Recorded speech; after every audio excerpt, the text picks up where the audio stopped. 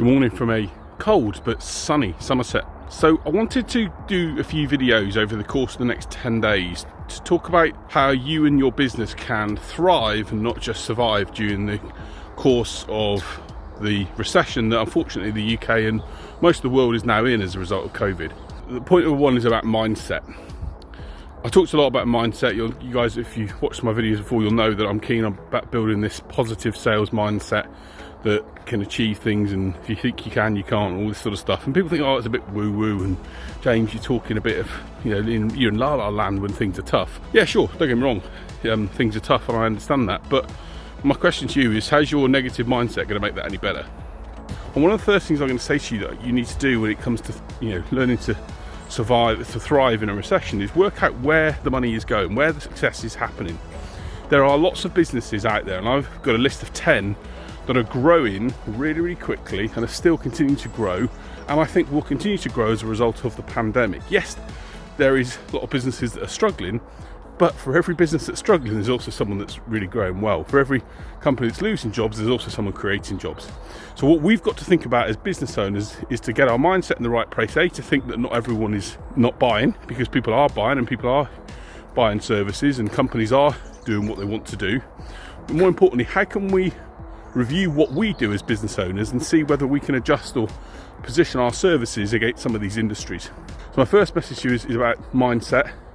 Yes, we're in a position where the world is a tough place, but you've got to be in a position to build your mindset, and most importantly, you've got to be in a position to do what you need to do and look and see that people are buying. So let's stay positive, let's look at people are buying and make sure we focus on that first and foremost. And if we do, then we'll be in good shape to move forward. Okay, speak soon, bye. Point number 2 today, I wanted to talk about something that's really important that affected me actually within previous businesses that I had. Long story short, in 2008, I struggled when the last recession was there. I struggled in this area because in your first businesses you make mistakes, and my job as a mentor now is to help other business owners not make those same mistakes. And the mistake I made at the time was I didn't own a specific part of the market, or I didn't own a specific niche in the market. Can't be everything to everyone, be something to someone. And the reality is, in my first business, when I raised some investment money in 2013, I didn't make the best use of that because we weren't something to someone. So my message to you today in this video is own your market. Really know what that market, what you're able to solve for that market, what outcomes can you give them. If you specifically work in a certain space, it doesn't have to be a vertical. It can be an industry, it can be a type of client, it can be a type of person. But the key thing I would say to you is, does that person know it's them when they see your content and see your information and see your website? Do they absolutely look and think, oh, that's me. Oh, this person's resonating with me. Go and own a space. If you want to thrive and not just survive, have a look at the markets that you specialise in right now. Just see where you can, maybe there's 2 or 3 customers in a similar space or of a similar type, or that you think, oh, hold up a second, they're all really enjoying what I do and working with me. Maybe there's an opportunity for us to focus in on that group of people and really get to see who else, whether in the local area or around the country, if you sell a service across geographically areas. Just see if there's an area where you can say, right, well actually we're quite good in that area, that market's growing, let's see if we can focus our time on being the leading specialist in that space. So that's my tip for today. Own your space, do that, it's going to help. But trust me, I learned the lesson the hard way. I don't want you to do the same thing in this recession. Take care, have a good day, bye. So tip number 3, I think is really, really critical. And that's, you've got to create content and add value and educate your marketplace about the problems and challenges that they're going through. Some people think that business just comes to them. That's okay, cool, if that's how you think, that's your thought process, that's fine. Sometimes people think that they can just talk to people and expect them to buy straight away. And you can't do that. You've got to be able to add value to people. You've got to make the prospects that you work with see that you are someone that's useful, helpful, supportive, valuable, that can make a difference in their world, rather than necessarily being someone that's just interested in serving their own ends. Think about doing this one thing. When you look at your target market, and we talked yesterday about being specific about a market space and what you have and what you own, I want you to think that if you create this persona of a person or an individual avatar, for example, of who someone that you work with is, when they look at posts that you make on social media when they look at things that you send them, when they look at things you do? Do they think, yeah, another person trying to sell me something, or do they think, oh, that's helpful? Well, that's really useful. That guide to 5 ways to solve problem X, or 4 ways in which to build X, that address the problems and issues that they have in their world, are going to find those salespeople quite valuable. They're going to find them useful. They're going to find them, okay, this is helpful. Now, the content has to be of a quality. We have to make sure we focus on stuff that's going to really add quality to what we do. So my message to you today is this: if you focus on just trying to sell without adding value, without creating content, without educating your market, you're in trouble. If you focus on doing that, make that prospect, the person that's looking, your target customer, look at your content and what you share and go, that's helpful, that's useful, that's interesting that they've shared that, I quite like that. It's going to warm them up to you as a person, and in turn it's going to help you if you do decide then to approach them, to engage, to talk about a potential opportunity. It's going to make them already feel that they want to engage with you more so than anyone else. So what's tip number 4? Tip number 4 is all about showing sales value, not sales vanity. So what do I mean by this? If I was to say 80-90% of people who sell think it's about them, and it's not. And what I mean by vanity, I get so many people that approach me, and it's a classic sales mistake that they go and say, oh, this is how great we are. We've been in business for this many years. Our products do this, or we're really brilliant at doing this. We're this, blah, blah, blah. We're. It's like, what planet are you living on if you think as a salesperson that people are going to resonate with that? Now, yes, okay, you might be lucky. You might land 1 in 100 that lands in someone's inbox and you think, oh, I need that service or that element. But the vanity part of saying, look at me, look how great we are, look at all that stuff, does not work when it comes to modern day sales, and not just modern day sales, in general sales. Prospects only buy for 2 reasons: a problem or a want. And as I've said this before in other videos, and I'll repeat it again and again, the reality is they do not care for how great you think you are. But even if you're like some of the best consultancy companies in the world that charge millions per day, that prospect is still thinking, what are you going to do for me? And the best salespeople and business people are those that are able to educate and add value. I talked yesterday about education and creating content. But how can you add value to someone? How can you add value? Adding value is all about saying, these are typical challenges that people in your industry or your space are going through. Here's a couple of resources that can help you deal with that. Or have you thought about being able to look at how you could use X to solve Y? When the prospect sees your name pop up in their email or their phone, do they think, oh, that's going to be James, he's helpful, he's useful, he's supportive? Or they're going to think, oh, here goes that guy again trying to sell his stuff with only an interest in himself. Sales value rather than sales vanity is tip number 4. And please, if you do one thing, focus on the impact you can have with the prospect, how you can solve their problem or want, how you can make their world a better place, and create that through content and materials and resources. And if you do that, it's going to put you in such a better place within the prospect's mind than you trying to say how brilliant you think you are. Show sales value, not sales vanity. That's the only way forward. Have a good day, everyone. Bye. What's the point that I want to talk about today? And I did mention this yesterday about adding value, and it follows on from that really quite nicely, and it's a really simple one, and that's put yourself in the shoes of your prospect. And when you're able to put yourself in the shoes of your prospect and really think like what they're thinking, things become so much easier and better. Let me give an example. I remember doing a presentation years ago when I was in one of my first roles. I presented for 2-3 hours in front of these guys of IT at Nokia, and the head of IT at the end of it came out and said, "You're 3% of my world." And what he basically meant was the switches that we were selling at the time were just a small part of his IT world. He had servers and software and all these other things. And it made me really realise then that in sales, we have to put ourselves in the mind of the prospect and put ourselves in their shoes. So my question is, I don't want you to think what you would do in a sales situation. I want you to think, what would I do if I was in their situation? If I'm trying to maybe offer a service to someone or prospect someone, what would make me think, that's quite interesting? Great film. There's a great film called, 2 great films actually, What Men Want and What Women Want. And both of them are great examples of someone trying to read someone else's mind. And when we're in sales, the key thing we have to try and do is to try and read the mind of the person that we're trying to sell to. What are they thinking that's positive? you know, it looks good, the quality's good, or the reputation's good. What might be the things that they're negatively thinking? Might well be the price. It may well be that they don't need it quite yet, or what will change look like. And what you've got to do is put yourself in their shoes and start to think, okay, if they're thinking, is change worth it? What can you do that can help support that decision or that thought process in the prospect's mind? Know what's going on in their brain, write these things down, and if you do that, I guarantee it's going to give you a better chance of being able to understand what's happening in their world and then take the right actions to close that business. Hope that's helpful, guys. Look forward to sharing another tip with you. Hope your tips are proving useful as well. Please let me know. If they're not, feel free to say so as well, but hopefully they are, and they're giving you some insights on how you can thrive, not just survive during a recession.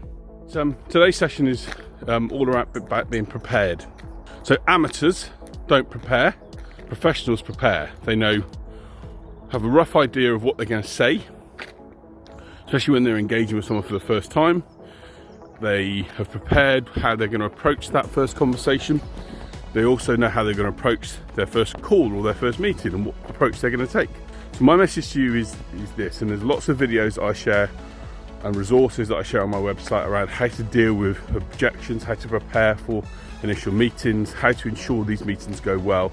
And you really have a choice. You have a choice to decide which ones you want to do. Do you want to be an amateur and just try and wing it and not prepare and not outline, or do you actually say to yourself, no, I want to make sure these calls go well. I want to know what I'm doing wrong so that I can improve for the next time.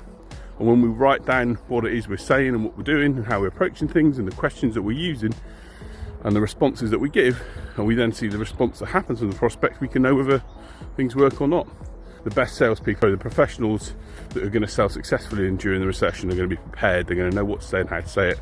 The amateurs are the ones that are going to just try and hope they get by. I don't want you to be an amateur. I want you to be a professional, and to get the results you want. Combining all these elements together, we'll do that. So this is a really important area. It's around a set of skills that you have to develop. I sound like Liam Neeson here, but a set of skills you have to get. So what are these 5 skills, and how can we use them, and how can we develop them? So these 5 skills are motivation, self-awareness, self-control, empathy, and the ability to be socialisation, to build networks. And each of these skills are really, really important if we're to be able to thrive over the course of the next 12 to 18 months. So let's take the last one, socialisation, build networks. How friendly are you? Do people actually feel that you're one of these people that crosses your arms when you go into a meeting? Are you open and approachable? Do you look like you're actually the sort of person that wants to build a relationship and engage with someone? Are you intrigued by just someone else? So secondly, motivation. What motivates you? What drives you? What gets you out of bed? What's your reason for doing what you do? Whether it's your family, whether it's your success, what's driving you to do what you do?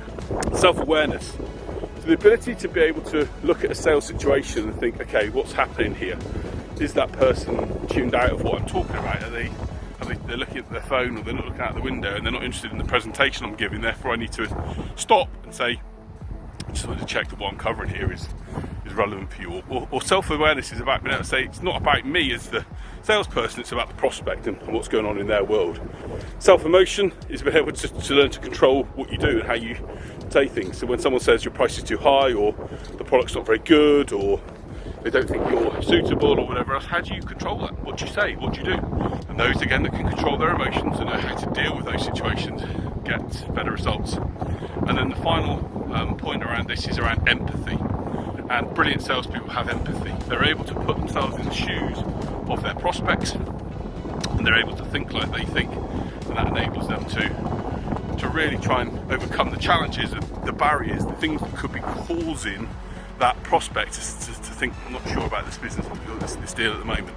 So those 5 skills are again, Daniel Goldman talked about emotional intelligence. There's a video I've created on my YouTube channel, have a look at it, James White Sales on YouTube, around emotional sales intelligence. Let's get you creating and developing these skills, because if you do, again, this is an area that's so important when it comes to selling. Another day, another dollar, as they say. So today's video is a really simple one. It's just becoming an expert in asking really probing questions. The best salespeople do not talk, they listen. And when they do that, they find information out, and they're then able to then decide A, if that prospect's a good fit for them, or B, use that information to create solutions that can solve problems for the prospect and what's going on in the prospect's mind. What I mean by asking probing questions. So one of the things, definitely have a little look. There's a guide 42 questions that I put available on my website. We'll put the link in the video here. Download the guide for sure, have a look at the types of questions you should be asking. First, you should always be asking, you know, in most cases anyway, there are times when you need to ask some closed questions, but open questions, the what, the tell me more, show me, talk to me through, where or how, those type of questions are, rather than are you or is this, which are what I would call closed questions. The key tip that I'm going to share with you today that you need to focus on doing is to then probe in within those questions once you get the answers. So to give you an example of what I mean, let's say you talk to a prospect and you ask them what are the priorities for them over the course of the next 3 months, and they say to you, our priorities are this, and this problem here. What you might then say to them is, okay, well, thanks ever so much for letting me know that. Talk to me more about that last problem that you mentioned there. What makes it so key that you get that resolved over the next 3 months? By asking that secondary probing question and then continue to probe. So continue to dig in that area in an empathetic, nice, friendly, engaging way. You'll A, show the prospect you're actively listening to them and interested in them, but B, you'll also get an insight into really what's going on in their world. Your prospects are like an onion and they have layers, and the reality is most people don't tell you straight away their biggest issues because they keep a protective shield over them, like an onion keeps a protective shield over the core part of it. So have a look at the 42 questions download that I provide. If you want some thoughts, if you want to talk through actually how you ask questions or how you can probe in this way, drop an email through to me at monya@jameswhite.business, and we'll get a time set to talk about how you can ask the right questions for your business as well. But that's today's point, and today's video a bit longer than normal, apologies for that, but it's a really important area. If you ask great questions, great sales questions are the route to sales success. Ask brilliant questions in the right way, doors will open. So the simple reality is this: business can come to you, and a lot of people say to me, oh, I'll get lots of leads through referrals. That's great, but invariably we have to take action. COVID's shown us this more than ever before, by getting on the phone, by reaching out on email, by spending time taking action and prospecting. So what do I mean by prospecting? I mean literally contacting people, speaking to people, picking up the phone, making some targeted calls, identifying a group of people that you're a sweet spot for your product or service for, and getting on the phone and talking to those guys. And so my simple tip today is this: do the work, put the time in the diary, commit time to doing it, and be relentless about it, being able to be focusing your time on taking sales and learning to prospect, and accepting that prospecting and being able to pick up the phone and talking to people and engaging with people is something you have to do. So my message today is this: if you are really able to make a big difference in the world of your prospects and can make a huge impact on their life, then take action, get on the phone. Don't think the phone is dead, it's not. Get on the phone, talk to people, and start talking to them as human beings rather than trying to sell to them. Understand what's going on in their world, and then be able to show and understand, and be able to show how your solution and what you do can help them. We've got to take immediate action to get where we want to get to. And if we do that, we'll be in good shape. That's today's video. Take action, learn to love prospecting, learn to see it as your duty rather than anything else, and you'll be in great shape. So final video in my how to thrive and not just survive when it comes to selling during a recession. And the tip today really is all about how you can save yourself time by being able to qualify the leads that you have more effectively. It's natural for a prospect to tell you that the world, that, you know, they're going to deliver you the world. We're going to do 101 million things over the next X, Y, and Z, and we'd love you to be part of it. And our brains get excited, and we get really excited. And we think, oh yeah, I want to be part of that, and I want to do this and this and this. And we let our emotional parts of our brain, I talked about being able to control your emotions, we let those parts of our brain override the logical thinking part of the brain, which is what we tell people to do when we're selling. So which we tell people to buy emotionally, and we get emotionally caught up ourselves. The way you qualify sales leads is not necessarily done straight away, so you have to build initial rapport. You don't want to be going in initially and asking people questions around budget and authority and what time scales they're working to. But what you do want to be able to do is build the rapport, and then once you've had an initial conversation, what you can then start to do is use some questions with that person that can really identify where they're at. You have to be able to do that by asking the right questions, as I talked about on day 8, in the right way, in the right tone, the way you ask questions and the way you The words you use and also how you say it will make a massive difference in what information you get from prospects. And if you do that in the right way, yeah, you might find that some people aren't right for you, and that's okay. The worst word in sales is not no, it's maybe. And what we don't want to be doing is being in a position where we think there's an opportunity to do something, chasing an opportunity that's never going to go anywhere. That's just a waste of our time, and we want to avoid that. Are you going to be able to survive, or do you want to thrive? If you want to thrive, let's put your comments in the section below. Let's get in contact. Let's talk about how we can help you thrive using my Sales Success Academy or other resources and tools and ways in which I work, and get you and your business where you want it to be so you can head into 2021 in the right shape. Thanks for watching the video. I hope you've enjoyed the series. If you have, please feel free to share it and like it with other people. Love to help them do the same thing as well. Take care. Have a great day. Speak soon. Bye. So there we go. That was my 10-step series of how to sell and be successful during a recession, how to thrive, not just survive. Hope you found it useful. Lots of little tips and ideas of what to do from a business and sales perspective in order to get results. Go back over some of them, own your niche, be specific, really focus on who your target client is. It's easier to sell to someone when you know you've been able to say you solved the problem for someone similar to them before. Create value, add value, make the prospect think that this person's really helpful, supportive. Create content that adds value and that educates them. Show sales value, not sales vanity. Don't focus on you, put yourself in the prospect shoes. Focus on asking the right questions, probing questions in an empathetic way that really enable you to get inside their brain. So being able to sell is the most important thing you can do in business. If you can't sell, if you don't have sales coming in, sales is king, you don't have a business. So I hope these ideas and tips I've shared can be useful. If you do want more resources, head over to jameswhite.business. There's lots of resources there, or my YouTube channel, James White Sales. Just have a look and see what you can pick up from there. I'm sure if there's nothing you can pick up, fine, no worries, I can't probably help you anyway. So if you think you know it all, then good on you, best of wishes for the future. So look, thanks for watching. I hope you found the videos useful. Let me know your comments, love you to share it, and tell other people so we can help them get great results as well. But have a good weekend, and see you next week for a new series around how to avoid the common sales fears. Sales fears and the problems people have with selling is what we're going to focus on next. See you soon. Bye.